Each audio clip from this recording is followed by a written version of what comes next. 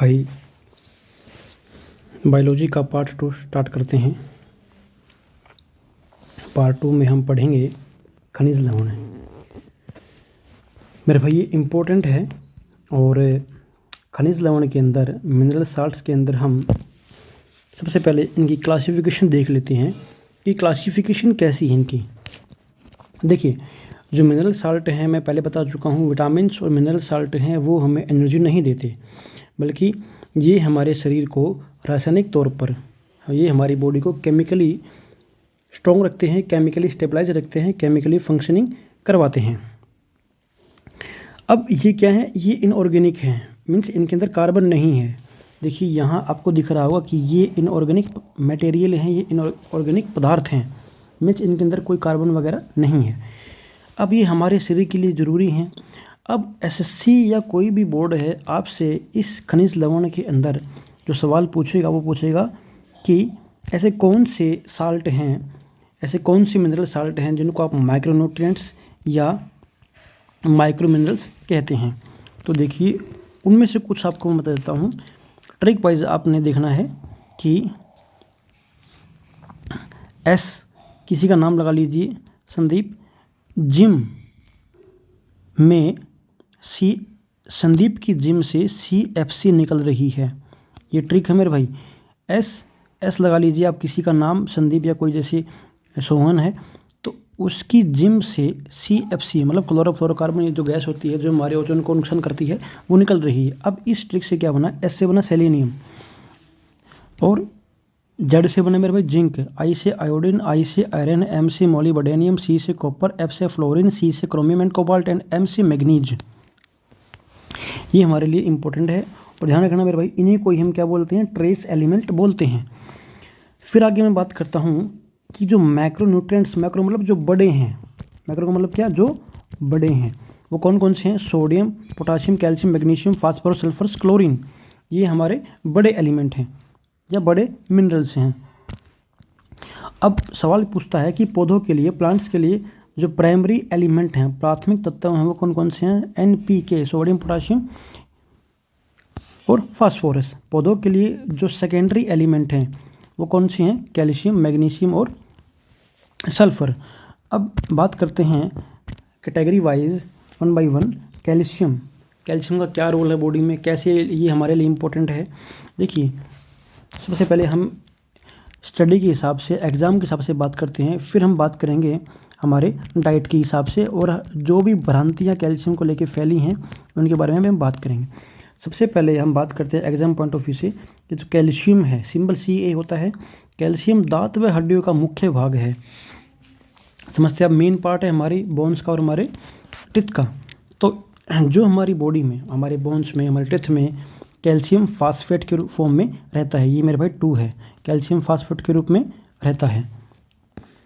अब cell division के लिए क्या है, कैल्शियम बहुत ही आवश्यक है, बहुत ही असेंशियल है, क्योंकि जो डिवीजन है, जो सेल्स डिवीजन के जो पार्ट होते हैं, जैसे माइटोटिक डिवीजन है, माइटोटिक डिवीजन है, उसके लिए ये इंपॉर्टेंट है। मांसपेशियों के संकुचन के लिए आवश्यक है, very very important for muscles contraction. और कच्चे फल, जो अभी जो फल पके नहीं हैं, जो मतलब अपनी युवा अवस्था में है, उनमें जो उनकी जो हार्डनेस है, वो जो कठोर होते हैं ऊपर से, वो जो हार्ड होते हैं, वो कैल्शियम और मैग्नीशियम के पैक्टेट के कारण होते हैं। अब कैल्शियम एक ऐसा मिनरल्स है, एक ऐसा एलिमेंट है जो हमारी ब्लड की क्लोटिंग करता है। कब, जब हमें चोट लग जाती है। तो कैल्शियम, अगर सवाल पूछे कि कौन सा एलिमेंट या कौन सा खनिज लवण हमारे रक्त का थक्का जमाता है तो कैल्शियम बताओगे। कौन सा विटामिन, तो विटामिन K बताओगे। और पूछे कि कौन सा प्रोटीन, तो क्या बताओगे, वो हम अलग से पढ़ेंगे जब हम ब्लड के बारे में आएंगे। तो वहाँ थ्रोम्बिन है, प्रोथ्रोम्बिन है, बहुत सारे प्रोटीन हैं, और कुल मिला के 11 से लेकर 13 ब्लड क्लोटिंग फैक्टर हैं जो लीवर बनाता है। तो यहाँ कैल्शियम इंपॉर्टेंट है, कैल्शियम ध्यान रखना है। अब एक बात और, कैल्शियम डाइट के हिसाब से बात करूँ, जो भ्रांतियाँ फैली हैं, सबसे पहली बात कि ज़रूरी नहीं कि कैल्शियम केवल दूध में ही होता है, कुछ फ्रूट्स भी होते हैं, कुछ ड्राई फ्रूट्स होते हैं, कुछ पानी वाले फ्रूट्स होते हैं, जैसे नारियल पानी है उसमें भी अच्छा कैल्शियम होता है। कुछ अनाज होते हैं जैसे बाजरा है, रागी है, उनमें भी अच्छा कैल्शियम होता है। जब आप धूप में बैठते हैं तो उससे भी हमारी बॉडी को कैल्शियम मिलता है, मतलब डायरेक्ट कैल्शियम नहीं मिलता, उससे डायरेक्ट उससे विटामिन D बनता है, और D से फिर क्या है, विटामिन डी एक ऐसा विटामिन है जो आपकी बॉडी में कैल्शियम को रिटेंट करेगा, मतलब रोकेगा वहाँ।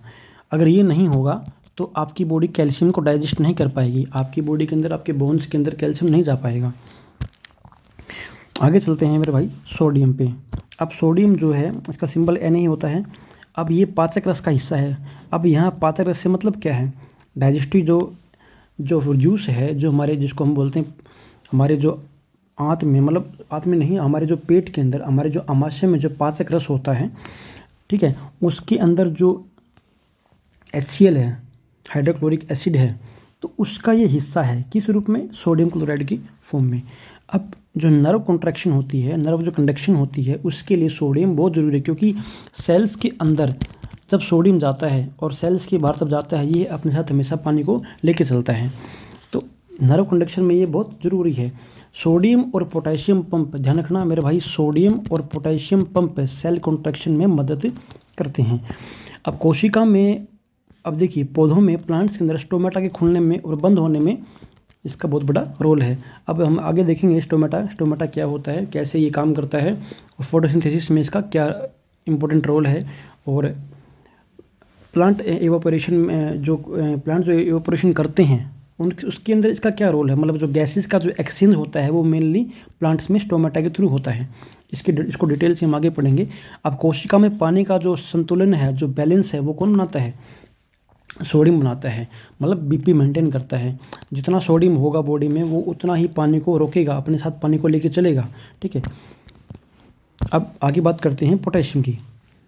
सिंबल इसका के होता है और ये हार्ट के लिए बहुत ही ज़रूरी तत्व है। अब इसका सोर्स है सेब और केला। अब सोडियम का सोर्स कहाँ मिलेगा आपको, नमक में, समुद्री भोजन में और हरी सब्जियों में। पोटेशियम ये भी सोडियम की तरह स्टोमेटा ओपनिंग और क्लोजिंग में काम करता है। अब जहाँ मैं बात करूँ सोडियम पोटेशियम पंप की, ये मैं पहले बता चुका हूँ कि ब्लड के अंदर जो लिक्विड मटेरियल है, जो तरल पदार्थ हैं, जो पानी है, जो और भी प्लाज्मा है, उसका बैलेंस बना के रखता है, ठीक है। तो पोटेशियम हमारे लिए काफ़ी इंपॉर्टेंट है। और एक बार एग्जाम में सवाल पूछा भी है कि पोटेशियम हृदय के लिए सबसे ज़रूरी, या ऐसे कह लो आप, हृदय के लिए महत्वपूर्ण कौन सा तत्व है, तो क्या बताओगे आप, सोडियम तत्व।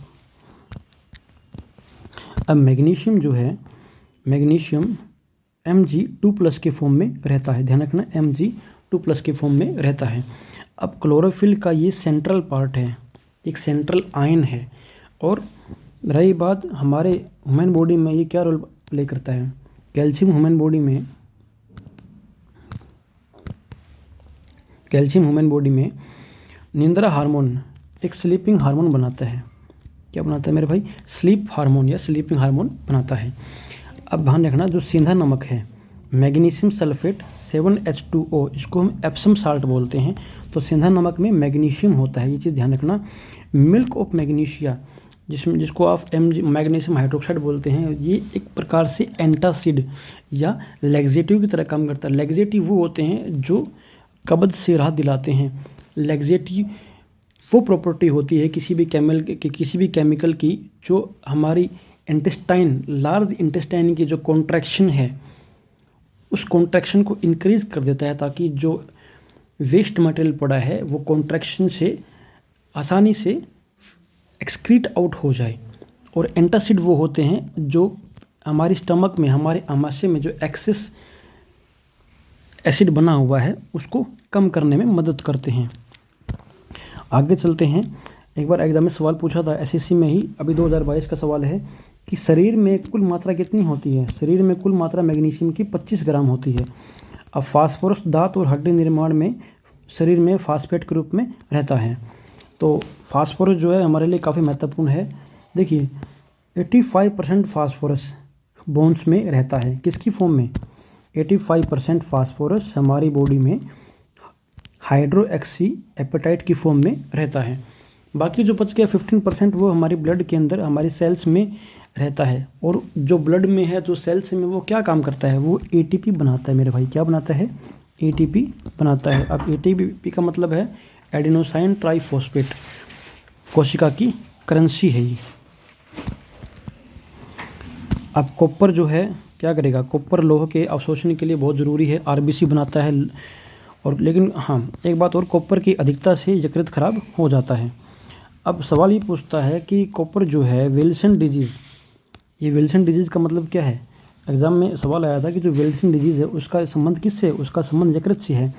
विल्सन डिजीज़ एक जेनेटिक डिजीज़ है जिसमें क्या होता है, कॉपर का जो है लीवर के टिश्यूज़ के अंदर डिपोजिशन हो जाता है, लीवर के टिश्यू में कॉपर जम जाता है। और लीवर के अलावा यह जो कॉपर है ब्रेन के अंदर और आई की कॉर्निया के अंदर, मस्तिष्क में और कॉर्निया में जमा हो जाता है, और इसी से हमारा पूरा सिस्टम प्रभावित होता है, और इसी को हम बोलते हैं विल्सन डिजीज़। आगे बात करते हैं जिंक की। अग्नाशय के कार्यों को सही रखने के लिए इंसुलिन स्राव में मदद करता है। जिंक एक ऐसा एलिमेंट है जो हमारी बॉडी में कई प्रकार के केमिकल फंक्शन करता है। जैसे अग्नाशय मतलब पेनक्रियाज के फंक्शन को सही रखता है, क्योंकि पेनक्रियाज हमारी बॉडी में वो इम्पोर्टेंट ऑर्गन है जो इंसुलिन का सिक्रेशन करता है।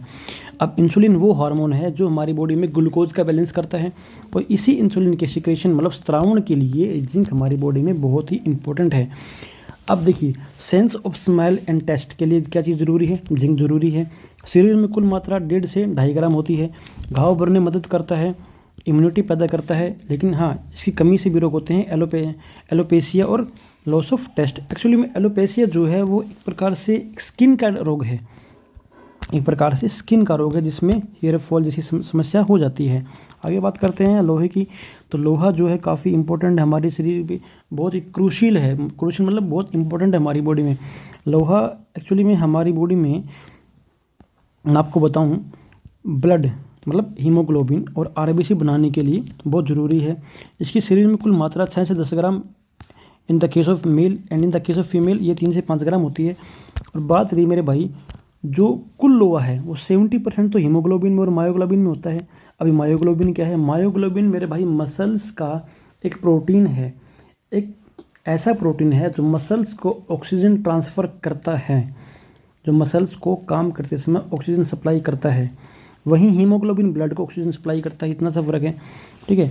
अब फेरिटीन के 25% जो लोहा है वो हमारी बॉडी में फेरिटीन के रूप में रहता है, जो लीवर में, स्प्लीन में, बोन मैरो में स्टोर होता है। अब जो 5% जो लोहा है वो अन्य चीज़ों से हमारे प्रोटीन और एंजाइम्स के अंदर रहता है केमिकल फंक्शन करने के लिए। इसकी कमी से एनीमिया, ब्लड की कमी होती है। दूसरा, अगर मैं बात करूँ इसके सोर्स के, देखिए सोर्स है करौंधा, हरी सब्जी है, हरी सब्जियाँ, दालें, हलवा, दूध, मक्खन, पनीर, जितनी भी हमारे लिए फ़ायदेमंद चीज़ें हैं उन सभी के अंदर हम ये लोहा अच्छी मात्रा में पाया जाता है। लेकिन हाँ, कहीं ना कहीं ये कह सकते हैं कि जो दूध है, जो एनिमल प्रोडक्ट्स हैं उनमें लोहा थोड़ा सा कम होता है। हाँ, जो प्लांट्स जो प्रोडक्ट्स हैं उनके अंदर लोहा भरपूर मात्रा में पाया जाता है। तो एक बार ये सवाल आया भी था, माफ़ कीजिएगा, कि दूध के अंदर निम्न में से क्या चीज़ें नहीं होती। दूध में विटामिन सी और लोहा नहीं होता। अब आगे सवाल पूछता है कि जो म्यूकोसल ब्लॉक थ्योरी है, ये बड़ा इंपॉर्टेंट है, ये यूपीएससी का कंसेप्ट है, आप इसको नोट कर लीजिएगा कि म्यूकोसल ब्लॉक थ्योरी का संबंध किससे है। छोटी आंत द्वारा लोहे के अवशोषण से है। बहुत बढ़िया। अब आगे देखें, अब आगे बात करते हैं सल्फ़र की। सल्फ़र जो है एक प्रकार का क्या है, एक ऐसा एलिमेंट है जो हमारी बॉडी में केराटिन प्रोटीन, ओनियन और ये लहसुन, अंडा, ये सारे के सारे क्या हैं, सल्फ़र के सोर्स हैं। पौधे जो होते हैं सल्फ़र को सल्फेट की फॉर्म में लेते हैं, SO2 की फॉर्म में, ठीक है। और SO2 एक्चुअली में SO2 जो है सल्फ़र डाइऑक्साइड है, ये क्या है, देखिए एक प्रदूषक है, ये एक पोल्यूटेंट है। इंग्लिश में मैं कहूँ ये एक पोल्यूटेंट है, और ये जो पोल्यूटेंट है यही वो पोल्यूटेंट है जो एसिड रेन का मुख्य कारण है। सल्फ़र डाइऑक्साइड जो है एसिड रेन का मुख्य कारण है। सल्फ़र डाइऑक्साइड के अलावा कार्बन डाइऑक्साइड और नाइट्रस ऑक्साइड, ये दोनों ही क्या हैं, एसिड रेन के लिए हार्मफुल, एसिड रेन के लिए रिस्पॉन्सिबल हैं। अब ये सल्फ़र है ये हमारे बालों के लिए भी इम्पोर्टेंट होता है, क्योंकि प्याज में, लहसुन में जो हम सल्फ़र का इंटेक करते हैं वो हमारी बॉडीज़ के बालों के लिए और नाखून, नेल्स के लिए ग्रोथ में मदद करता है। अब बात करते हैं आयोडीन की। अब जो आयोडीन है वो हमारे संपूर्ण शरीर के लिए महत्वपूर्ण है, क्योंकि देखिए आयोडीन जो है वो एक ऐसा कंपोनेंट है जो हमारी थायराइड ग्लैंड को चाहिए ही चाहिए। इसके बिना थायराइड ग्लैंड प्रॉपर फंक्शन नहीं कर पाएगी, thyroid gland thyroxine hormone release नहीं कर पाएगी। अब संपूर्ण शरीर, मुख्यतः जैसे मेनली ब्रेन के विकास के लिए आयोडीन जरूरी है। क्यों? क्योंकि जो थायराइड ग्लैंड है, जो हमारी बॉडी की जो ग्लैंड है, जो एच शेप की होती है, ऐसी ग्लैंड जो एच शेप की होती है मेरे भाई, ये हमारी बॉडी की सबसे बड़ी एंडोक्राइन ग्लैंड है, सबसे बड़ी अंतःस्रावी ग्रंथि है। और यही ग्लैंड हमारी बॉडी के मेटाबॉलिज्म को कंट्रोल करती है। मेटाबॉलिज्म मतलब चयापचय, ऐसा फंक्शन, ये एक ऐसी टर्म है मेटाबॉलिज्म जिसके अंदर आपकी बॉडी का पूरा chemical function, group of all chemical activities is called metabolism. तो पूरी बॉडी के मेटाबॉलिज्म को कंट्रोल करने में थायराइड ग्लैंड हेल्प करती है। तो इसको सही काम करने के लिए आयोडीन चाहिए ही चाहिए। अब इसकी कमी से कौन कौन से रोग होते हैं देख लो। आयोडीन की कमी से गोइटर, घेंगा, थायराइड ग्लैंड का सूज जाना। उसके बाद है मैक्सोडेमा, इसको हम बोलते हैं हाइपोथायराइडिज्म, मतलब हाइपो का मतलब कम, जहाँ ये ग्लैंड ठीक से काम ना करे। और अगला है क्रेटिनिज्म, इसको भी बोलते हैं हाइपोथायराइडिज्म, मतलब भ्रूण का विकास सही से नहीं होता, बच्चा बूना पैदा होता है क्रेटिनिज्म में। अगला है, सवाल पूछेगा कि हाशिमिमोटो रोग का संबंध किससे है। मैं मार्क कर देता हूँ, हाशिमिमोटो डिजीज़ का संबंध किससे है। तो हाशिमिमोटो डिजीज़ का संबंध थायराइड ग्लैंड से है। अब इसके सोर्स देख लीजिए कि सोर्स मतलब आयोडीन हमें कहाँ कहाँ से मिलेगा। आयोडीन हमें नमक से, अंडे से, दूध से, मांस, मछली, समुद्री घास, सी फूड से और हरी सब्जियों से मिलता है।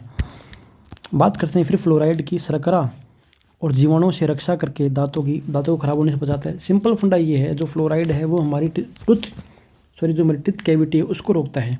हमारे टिथ के लिए काफ़ी इंपॉर्टेंट है, लेकिन एक फिक्स क्वांटिटी में, एक सही मात्रा में। अब सभी टूथपेस्ट में फ्लोराइड होता है। WHO के अनुसार पेयजल में, ड्रिंकिंग वाटर में जो फ्लोराइड की जो सही मात्रा है वो 1.5 मिलीग्राम पर लीटर है। और इसकी अधिकता से फ्लोराइसिस नामक रोग हो जाता है। और फ्लोराइसिस से कंकाल तंत्र प्रभावित होता है, ठीक है, जिससे मतलब कमर का दर्द या गर्दन का दर्द इसमें शामिल है। अब जो कोबाल्ट है, कोबाल्ट क्या है देखिए, कोबाल्ट एक ऐसा एलिमेंट है जो विटामिन B12 का मुख्य पार्ट है। कोबाल्ट जो है विटामिन B12 का मुख्य पार्ट है, एक मेन कंपोनेंट है, इंपॉर्टेंट कंपोनेंट है।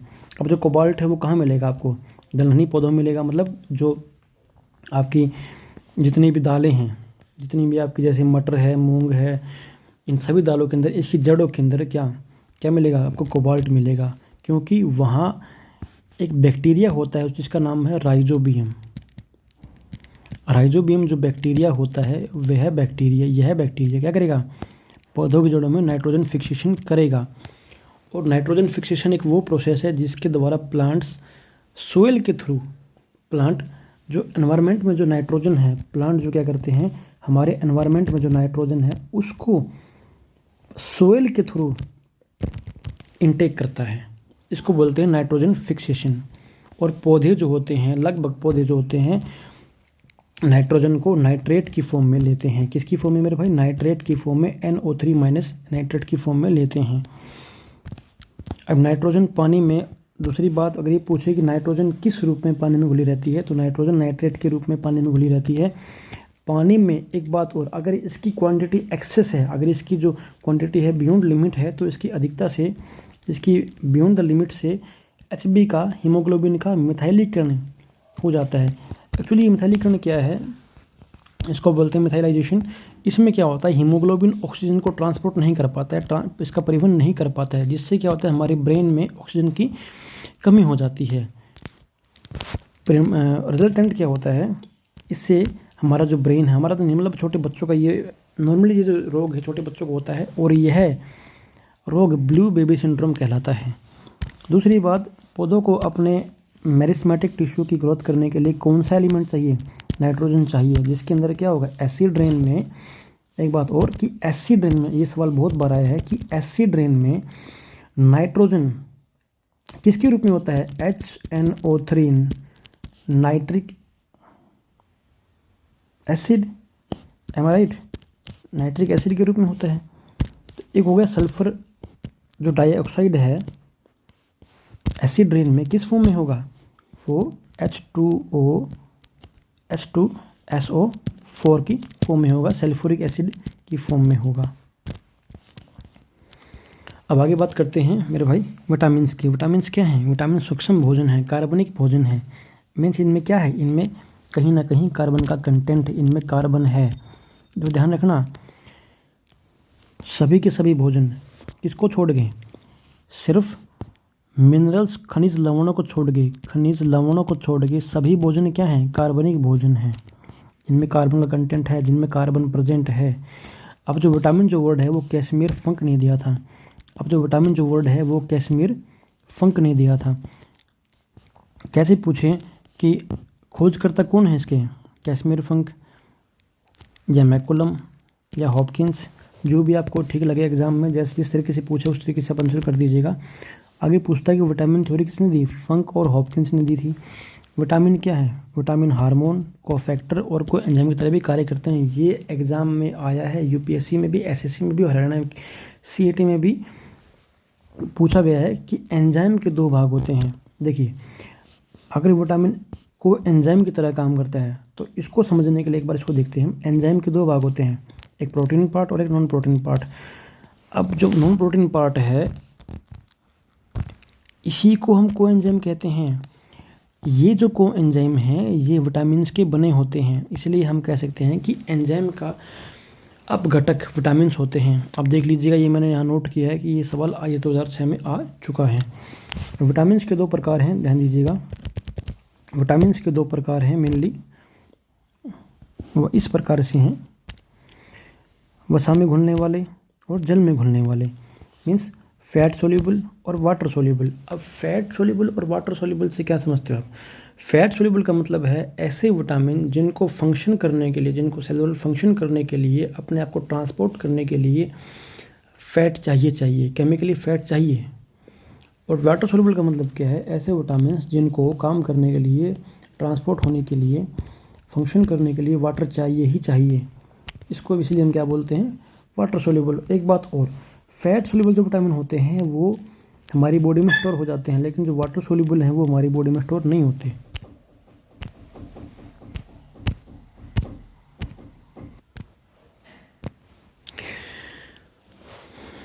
अब हम आगे चलते हैं। विटामिन्स जो हैं, देखिए हम बात करते हैं विटामिन ए की। तो विटामिन ए का जो केमिकल नेम है, आप इस लिस्ट को देख लीजिएगा, मैं इसको समझा देता हूँ आपको अच्छे से, और ये लिस्ट काफ़ी इंपॉर्टेंट है। Vitamin a chemical name retinol. What is the name, retinol. और इसके फंक्शन क्या हैं, हमारी आइज़ को और हमारे लीवर को सही रखता है। कमी से रोग क्या होते हैं, रतौंधी, नाइट ब्लाइंडनेस, आगे जुरफ्थैल्मिया, उसके आगे केरोटोमलेशिया। देखिए, जुरफ्थैल्मिया, केरोटोमलेशिया और नाइट ब्लाइंडनेस तीनों आँखों के रोग हैं। किसके रोग हैं मेरे भाई, आँखों के रोग हैं। असल में क्या होता है, जुरफ्थैल्मिया और केरोटोमलेशिया में हमारे आइज़ के अंदर कुछ ग्लैंड्स होती हैं, वो ग्लैंड्स काम करना बंद कर देती हैं, जिससे आंखें सूख कर बड़ी बड़ी हो जाती हैं। ठीक है, इसीलिए जुरफ्थैल्मिया को नेत्र फफूंदना, क्या भाई, नेत्र फफूंदना रोग भी कहते हैं। केरोटोमलेशिया में क्या होता है, केरोटोमलेशिया में हमारी आइज़ के अंदर जो हमारा कॉर्निया है वो कॉर्निया क्लाउडी हो जाता है, या आप कह सकते हैं कॉर्निया इतना ड्राई हो जाएगा कि उसमें छाले पड़ जाते हैं, उसमें घाव हो जाता है, और यह बीमारी परमानेंट ब्लाइंडनेस को कॉज कर सकती है। अब देख लीजिएगा विटामिन ए कहाँ कहाँ मिलता है। सबसे अधिक देखिए, सबसे अधिक सेब में, गाय के दूध में, गाजर में, गोल्डन धान में। ये विटामिन ए के क्या है, मुख्य स्रोत हैं। आगे बात करते हैं भाई विटामिन डी की। अब विटामिन डी क्या है, विटामिन डी एक हार्मोन भी है।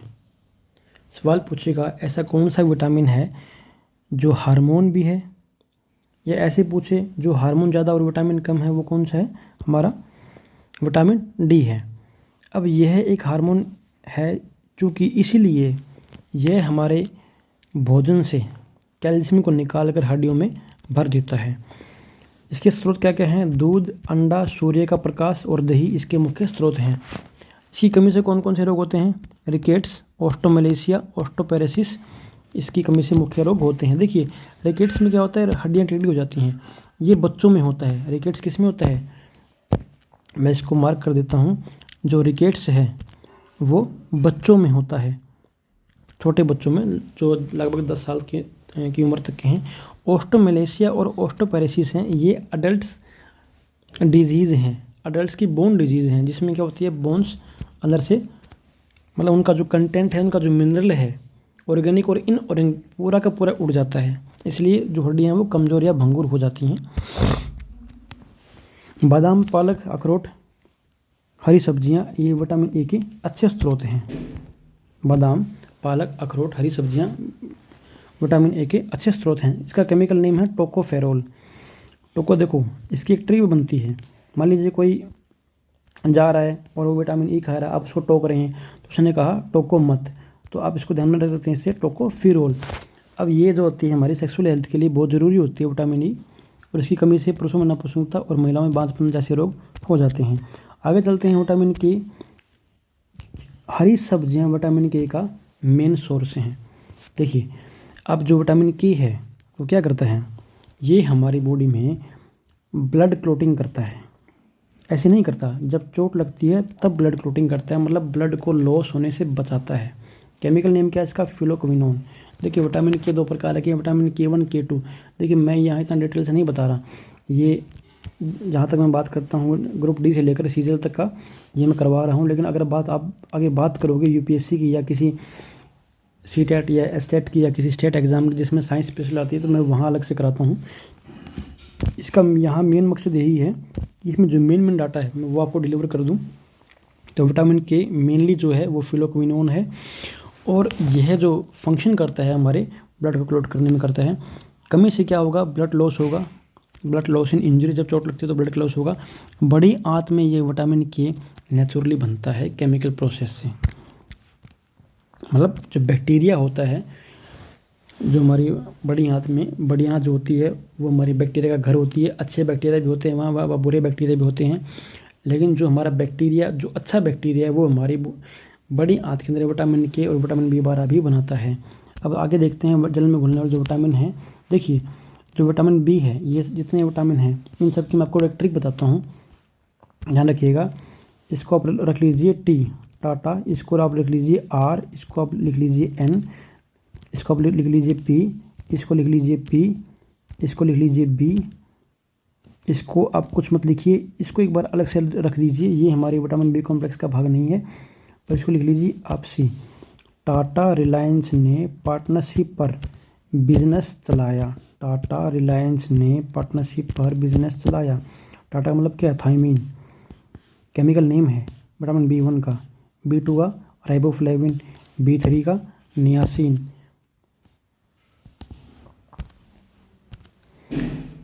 B5 का पेंटोथेनिक एसिड, B6 का पैरोडॉक्सिन, B7 का बायोटीन, B9 का फोलिक एसिड और B12 का साइनोकोबालेमिन, जिसको आप कोबाल्ट भी बोल सकते हैं। B1 जो है ये मेन यही है, आपका ध्यान रखना। B1 जो है हमारे ब्रेन के लिए, हमारे नर्वस सिस्टम के लिए काफ़ी इंपॉर्टेंट है, तंत्रिका तंत्र के लिए ज़रूरी है। और इसकी कमी से बेरी कमी से कौन सा रोग होता है भाई, कमी से जो रोग होगा वो कौन सा होगा, वो होगा बेरी। उसके बाद जो B6 है, आप आगे चलिए। अब B6 को देखिए, जो B6 है ये बालों की छेद बनाता है। सॉरी, B6 जो है हमारी बॉडी में, माफ़ कीजिएगा, B6 जो है हमारी बॉडी में क्या करता है, RBC का निर्माण करता है। B6 क्या करता है, RBC का निर्माण करता है। आगे देखते हैं।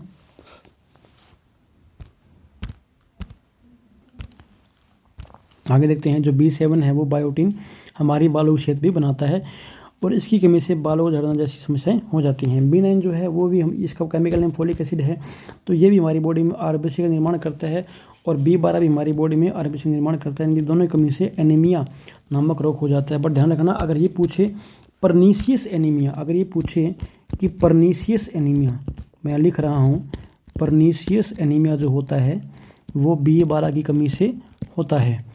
अब इसको बोलते हो प्राण घातक, इसको हिंदी में क्या कहोगे, प्राण घातक एनीमिया। ठीक है जी, आगे चलते हैं। Vitamin C. अब भोजन के चैप्टर में, न्यूट्रिशन चैप्टर में ये लास्ट स्लाइड है, ये लास्ट टॉपिक है विटामिन सी। विटामिन सी जो है केमिकली एस्कॉर्बिक एसिड कहलाता है। क्या कहलाता है मेरे भाई, एस्कॉर्बिक एसिड। इसको हम शुगर एसिड या एल्डोनिक एसिड भी कह सकते हैं। इसके सोर्स क्या हैं, खट्टे फल, मीठे फल, क्या होता है, खट्टे फल और मीठे फलों में पाया जाता है। अब देखिए खट्टे फलों में सबसे अधिक कहाँ, आंवला में, संतरा, मौसमी, आम, अमरूद, पपीता, अनार, ये जितने भी मैंने फल लिखे हैं ये सभी के सभी क्या है, विटामिन सी के अच्छे स्रोत हैं। सर्वाधिक देखिए आंवला में मिलता है। उसके बाद इसका जो मेन फंक्शन है वो है घाव भरने में हेल्प करता है, वुंड हीलिंग करता है। क्या करता है मेरे भाई, वाउंड हीलिंग करता है, वाउंड हीलिंग, घाव को भरने में मदद करता है। इम्यूनिटी इंक्रीज़ करता है। आपने देखा होगा जिस टाइम कोरोना ने अपना रूप दिखाया 2021 में और 20 में, आपने देखा होगा तो उस टाइम पेशेंट को vitamin C plus zinc supplement दिए जा रहे थे। तो कमी से रोग क्या कौन से होंगे, स्कर्वी। स्कर्वी क्या होता है, मसूड़ों से रक्त का आना।